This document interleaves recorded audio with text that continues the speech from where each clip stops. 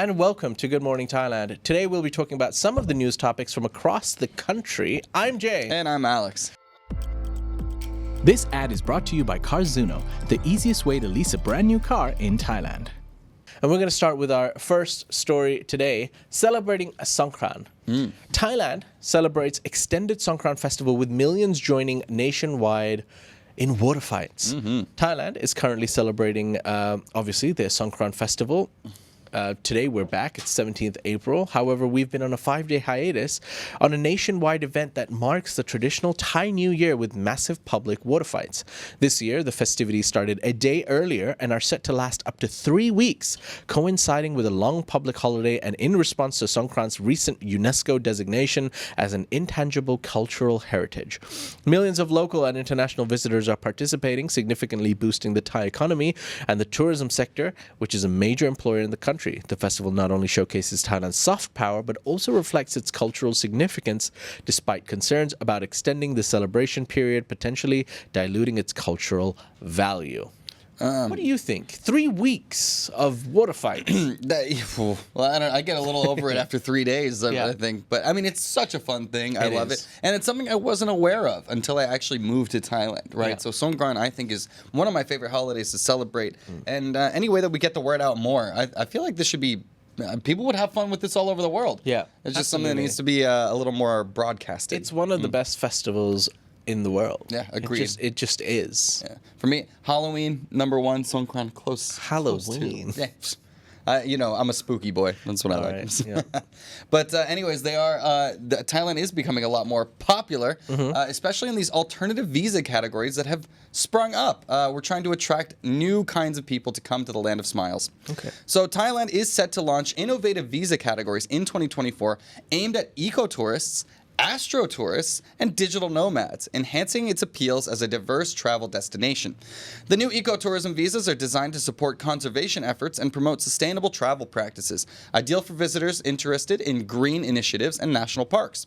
The astro-tourism visas cater to stargazers and space enthusiasts, capitalizing on Thailand's clear skies in areas like Doi Intanan and Koh Tao. Additionally, the introduction of digital nomad visas acknowledges the growing trend of remote working, providing a legal framework for digital nomads to live and work in Thailand. These new visa categories reflect Thailand's adaptive approach to tourism, aiming to attract a broader spectrum of international visitors while promoting cultural exchange and environmental responsibility. Digital nomad visa. That's the headline for me. What do you think? We already have a digital nomad visa, though. It's called the tourist visa and then running on borders or something. No, I mean, we've been talking about this for a while. Like, is there an official digital nomad visa? I mean, the elite visa and there were some sort of digital nomad visas. Yeah, I mean, they're making it. They're trying to make it. They're trying to roll it out. Astro-tourism. I'll see it when I believe it, Alex. Yeah, you'll believe it when you see it. Astro-tourism? Yes, for stargazers, because apparently Thailand has very clear skies in certain areas, good for observation. Really? So yeah. Is that a real thing, astro-tourism? That was the first I had heard of it, too. I don't know. Like I said, they're getting creative with the visa categories. Like, the first time I heard cannabis tourism, I thought someone was joking, and then I was like, wait, actually, that does kind of make sense. If you're really, really into cannabis and want to learn how to cultivate it and start a business, then yeah, you could come to Thailand, meet young entrepreneurs, how they started with the farms and stuff, and go around. So yeah, why stop there? Why not astro? Sure, I don't think, honestly... I'm just not educated enough. I don't know about astro-tourism. Cannabis tourism, by the way, is just people coming to smoke weed, I'm pretty sure. Yeah. I don't think it means anything like that. But as far as the other stuff, I don't know. I just think it's a good way. There's so many digital nomads that come here in overstay visas or just here in sort of cheeky visa situations, getting their student visas and stuff like that. Creating a legal framework for it, I think, is probably a step in the right direction. You did it the right way, and you're just angry at the people who are not. I'm not one of those pull up the ladder after I got up. No. Come on, digital nomads. Thailand's a good place. All right. All right, ladies and gentlemen, we're going to move on to our next story, taking us to a daring heist. A brazen robbery unfolded at the Aurora Gold Shop in Samut Prakan yesterday, where a thief snatched a gold necklace worth 210,000 baht. The incident occurred at 7 p.m. on the mall's second floor as the suspect, described as a tall man with dark reddish skin, wearing a floral shirt and white shorts, pretended to shop before quickly grabbing the necklace and fleeing. The police, shocked by the sudden theft, have cordoned off the area and are combing through surveillance footage to trace the thief's escape route and identify him. The stolen necklace weighs 5 baht and is valued at approximately $5,700 US. Snatch and grab job. Snatch and grab. Yeah. Usually it's the workers at night snatching them off of the Indians who brought them by. Not this time. Yeah. But what a way to blend in.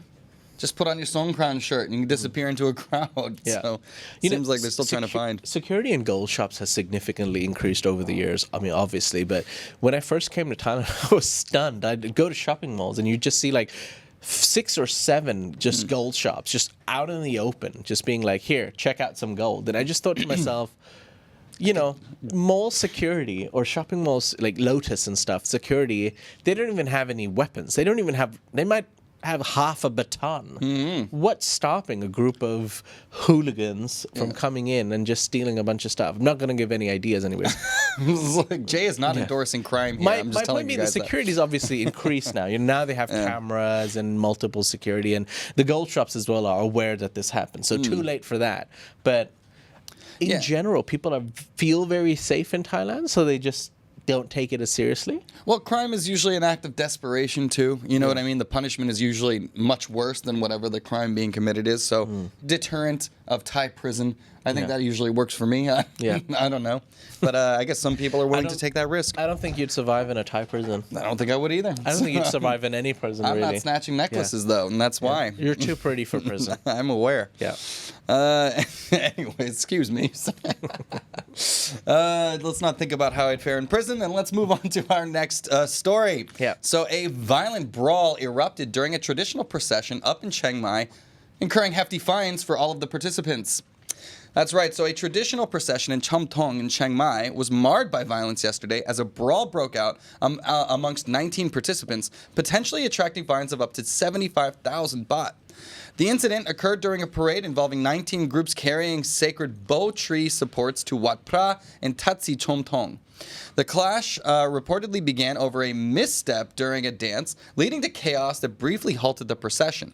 Prior to the event, organizers had warned against violence and required musical bands to install CCTV, emphasizing peace and setting a high penalty for disturbances. Despite the altercation, the procession resumed with no injuries, maintaining the celebration's festive spirit.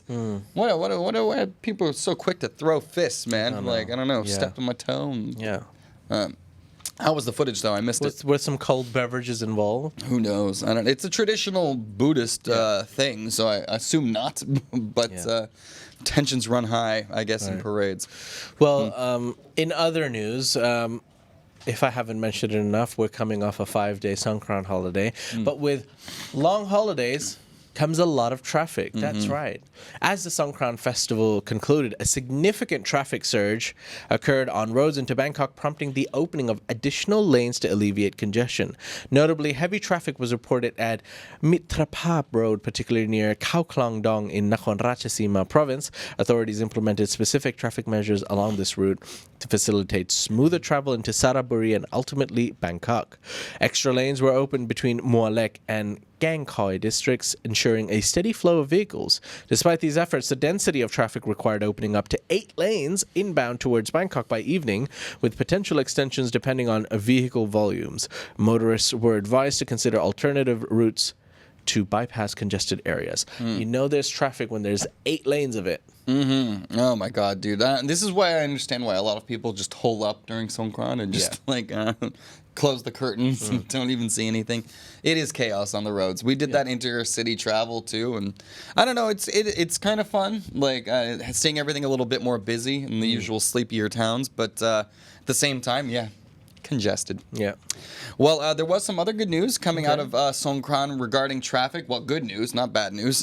So Phuket set up a whole week-long Songkran safety traffic network, and apparently it's had very good results. Okay. So Phuket's ongoing 7-day safety campaign, which coincided with the Songkran 2024 festival, has successfully maintained 0 road fatalities almost 6 days into the initiative. Despite 39 accidents recorded so far, resulting in the same number of hospitalizations, no lives have been lost. The campaign, which began on April 17th and will run until today, contrasts sharply with last year's figures when 5 deaths and 51 injuries were reported. The accidents predominantly involved local residents and foreigners, with the highest number of incidents occurring in the Katu district.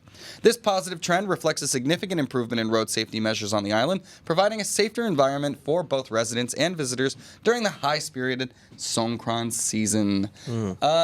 Hey. Good job. Good I don't know, job. little road Well safety. done. Yeah. Well done. Because it is like there's such a flux of people. There's so many traffic. We just kind of come to expect some numbers every year. People were also trying new different things where they were even doing dry Songkran. Oh. So, for example, in Phuket town, there's a nice lifestyle mall called Limelight. They had a major event with like celebrities coming and singing and stuff, but their whole thing was that it's a dry Songkran, as in, yes, there's a lot of water, but there's no alcohol. And people seem to have a much better time. No fights, no arguments, no car accidents, and everyone still had a great time throwing water at each other while listening to some good music. Yeah, I can see how that phrase would be confusing though. A dry Songkran. Yeah. No, nothing literally dry about it, but yeah. In any case, I'm ready. Yeah. I'm ready to let it breathe until next year. All right. Let's do it. Well, ladies and gentlemen, those were some of the news topics from across the 5 days we were away. There are obviously more stories on thethaiger.com, so do check them out. For now, we're going to be taking some comments from the live chat. This ad is brought to you by Carzuno, the easiest way to lease a brand new car in Thailand.